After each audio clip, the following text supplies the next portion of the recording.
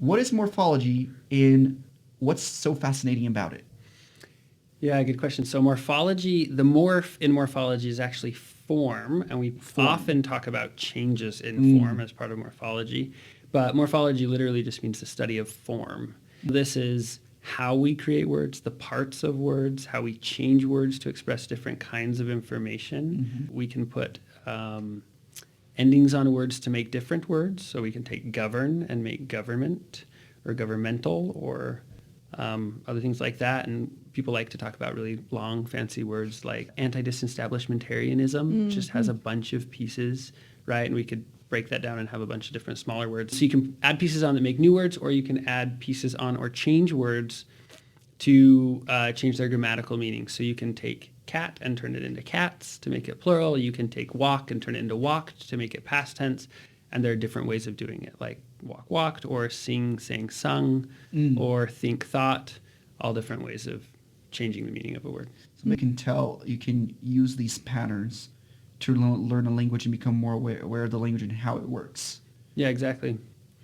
And some languages that have a lot of morphology, it's really helpful because you can recognize and understand words you haven't heard before because you know all the pieces from other existing words. In English, we have the Latin word, the Latin morpheme re, right? It means again.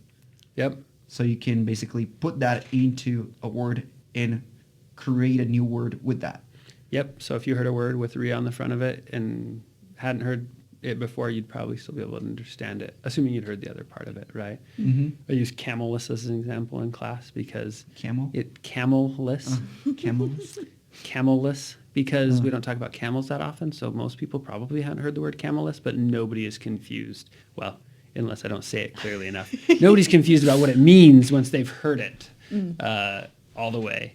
It means you don't have camels. Camelless. Oh, okay.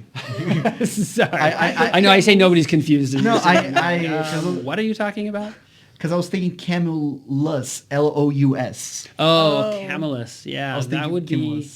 But see, there's another, that's a morpheme, right? But that's a little harder to kind of predict what that would mean. So what would that mean? Like, if a camelless, like very camel-like, very camel-like? I guess, yeah. That's a little harder to envision than camelless, right? But you know words like virtue and virtuous. So it would be an adjective relating to camels somehow. Yeah. So this is how, like, the study of morphology mostly focus on. Interesting. And have you seen,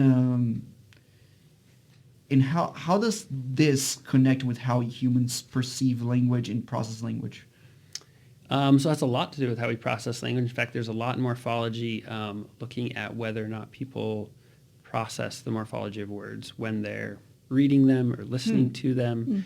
So you might take a word like camelless, and the only way you could understand the meaning if you hadn't heard it before is to take apart the pieces and combine their meanings and figure out that it means whatever less and whatever camel means together. But words that we hear more often, sometimes we're more likely to just store them whole. That's faster for us, just cognitively, to store things and access them directly.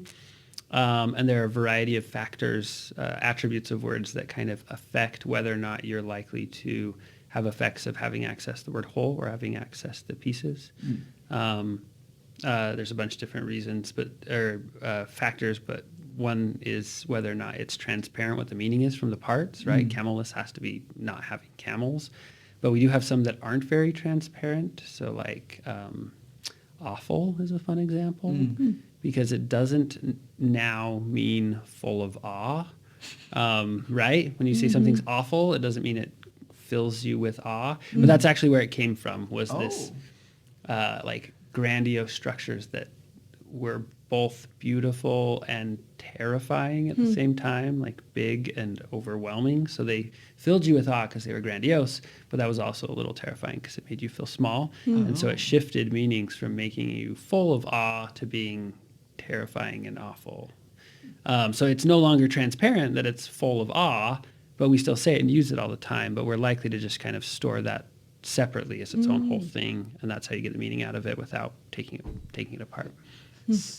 Interesting. So thinking like, so there's awesome, which is it has awe, and it's full. It could be something similar as awful. Mm-hmm.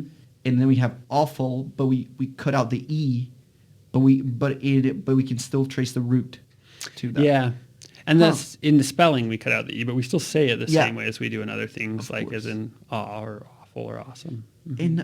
In two things. First of all, how is this